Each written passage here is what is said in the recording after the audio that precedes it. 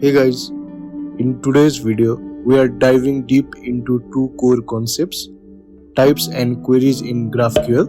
We will start with the theory, what types are and how they define the shape of your API, and then we'll jump into a live playground to write our very first queries against a real-world API. The GraphQL type system defines what data or service exposes and validates.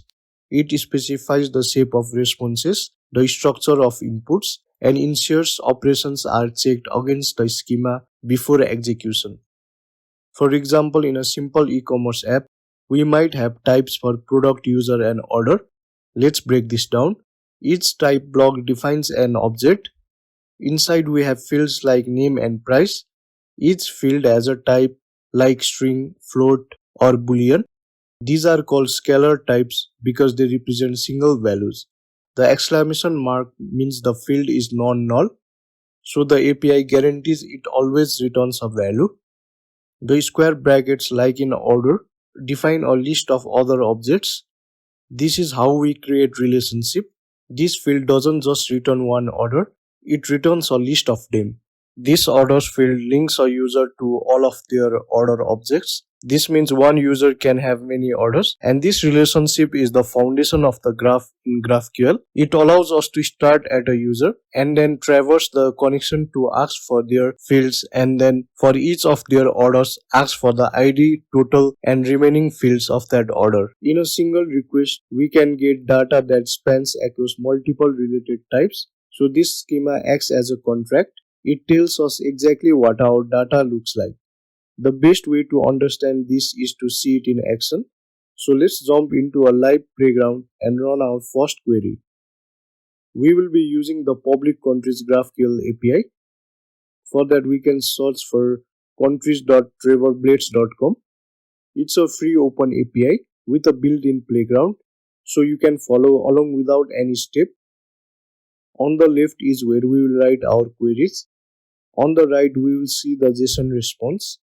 Then click on the docs here. Now, a key difference here is that unlike our e-commerce example, where we imagine defining our own types, this API already has a pre-built schema. The types like country, continent, and language are already defined and stored on the server. Our job as a consumer of this API is to not to define these types, but to discover and query them. But the core concepts are exactly the same. Just like our user type was related to the order type, this real-world schema has its own set of relationships. If we explore the country type, we can see fields for simple data like name and capital. But look here, we also have continent field that returns a continent object and a languages field that returns a list of language objects. This is the exact same graph structure we just talked about. A country has one-to-one relationship with a continent. A country has one-to-many relationship with its languages. This structure means that when we write our query, we can start at a country and traverse these connections to fetch its related data all in one go. This will become more clear later when we write our first nested query. For now, let's start with a simple one.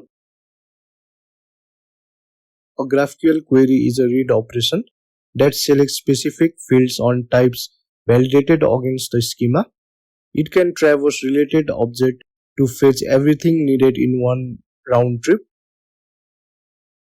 First, let's give our query an optional operation name, getCountry.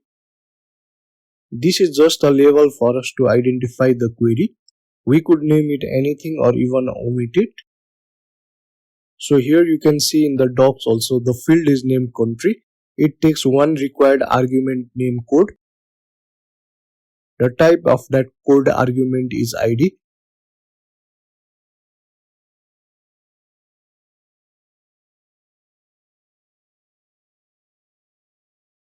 So in our query, we will call the country field and pass it an argument code, which we will get from a variable named $code.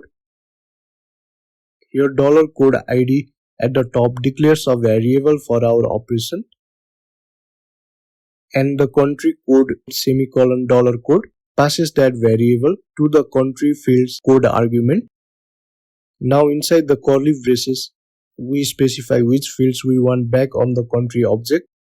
We can check the docs again to see all the available fields like name, capital, emoji, currency and more. Let's just ask for name, capital and emoji.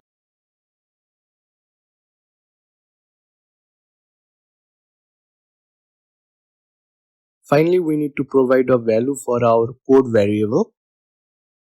We will do that in the variables panel at the bottom. We can provide value of United States, so the code would be US. And now when we run this, we get back a JSON object that perfectly mirrors the shape of our query. It has a country object containing exactly the three fields we asked for: name, capital and emoji. We can also add other fields like phone, currency. And you can see on the response we are able to get the phone and currency also. We can also change the code to Japan, that is JP. And we are now able to get the result for Japan. Now we can proceed on the nested query. This is where the true power of graph structure becomes clear. Remember how we saw in the docs that a country is related to a continent and its languages? We can fetch all that related data in a single request. Inside our country selection, we are now asking for the continent field, and because continent is an object type, we open another set of curly braces to select the fields we want from that continent object. In this case, it's code and name. We are doing the same thing for languages. Since it's a list of language objects, we specify the fields we want for each language in the list: code, name and native.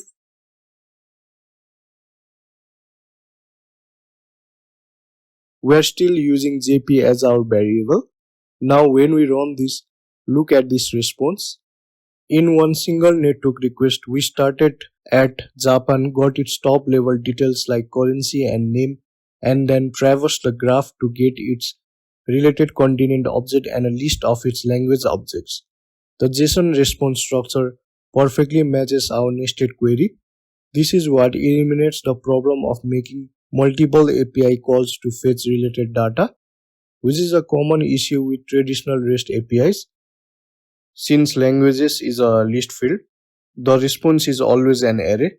For Japan, it currently contains one item, but for some countries like Belgium, it can contain multiple items. Currently, we are fetching results based on an input parameter, but we can also fetch all records without any. I will show you with languages. Let's create a new query for the top level languages field and select a few fields.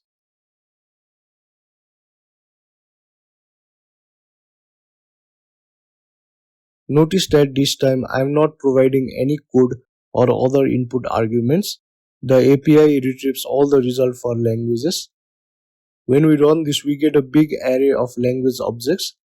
As you can see, we get a list of different countries, each with the code, name, native and RTL fields we requested.